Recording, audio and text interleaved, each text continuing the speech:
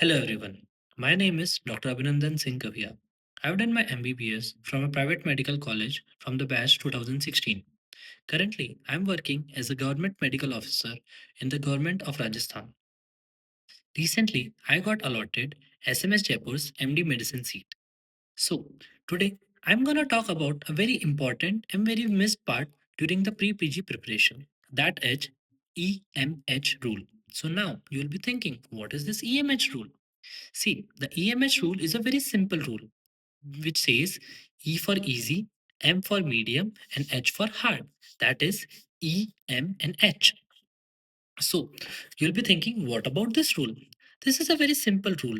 I have come across this during my pre PG preparation. And in this rule, we basically divide the question paper into three parts, that is, easy questions, medium questions, and the hard ones. So the thing is, mostly the 50 to 60% of your question paper's question comprises easy questions. Those are the questions which are directly either from your notes or from the clinical scenarios, or they are directly previous year questions which have come across in any of the exams in recent times. And these are the questions which actually test your clinical knowledge and clinical acumen. If your clinical acumen and clinical knowledge is sorted, or if you have done a quite thorough reading of your notes, then you'll be very easily attempt these questions and get these questions correct. But the thing is, these questions comprise 50 to 60%. So for a 200 question paper exam, this comprises around 100 to 120 questions, and 100 to 120 questions is a very good number.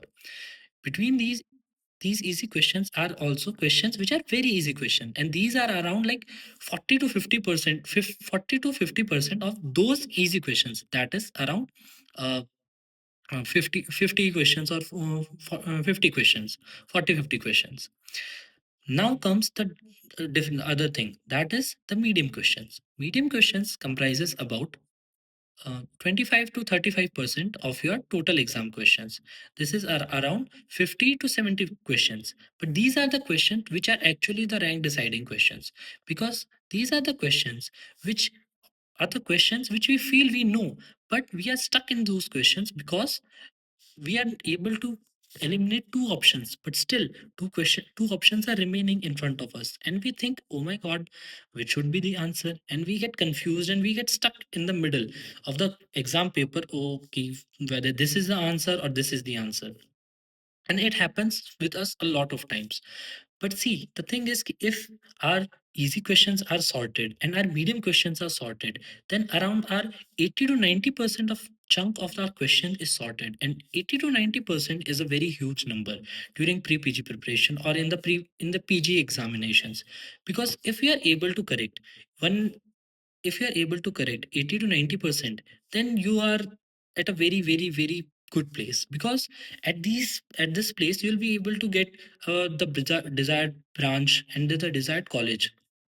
But the thing is ki, we often misunderstand this concept, and we often go behind these hard questions. Now I'm going to tell you about the edge thing. That is the hard questions. What are the hard questions? Hard questions are the questions which are like these are the new advancement questions, or the questions which are totally new, some new diseases or some new drugs. And when we see these questions, we are taken aback during the examination, and we think, oh my god, I have never read this topic, I've never heard about it. How am I going to perform it? How am I going to give this exam? And we just in that moment we just panic ourselves, and during that panic we either uh, go blank, or we just feel, okay, the exam is gone and I won't be able to make it. And that is the part which I want to focus is, see, the exam is 3.5 or 3 hour long duration time. But the thing is ki we have to be there for that part of time. We have to be with each and every question. We have to think of each and every question as a one question. We have to focus on one question at a time, not the previous one, not the question which is going to come again. We just have to focus on one question at a time. But what happens is, when we are going for the hard question, we think that, oh, this question is gone and we won't be. But the hard questions take our time. They take our time. We think, okay, this is a hard question. Let me give it time, and I want to crack it. I want to crack it. And during that time, we basically give our time like 2-3 minutes to single question, which will also give us what same number of marks with the easy question will go, with the medium questions will do. So for the hard question, we must take it into consideration that okay, this is a question, whether you know it or not, you don't know it, just give around 40 to 50 seconds of time of your examination and attempt that question. If you are able to do it, then do it, and if you're not able to do it, then just leave it, and leave it then and there. Don't keep it in your head, don't keep it in your brain. Okay, that oh, that was a question, I missed it. Because when the question remains in your brain, in your head, you are constantly thinking about it, and it actually makes the other questions which are very easy and medium for you, you make them tough yourself only because of the adrenaline rush, because of the panic.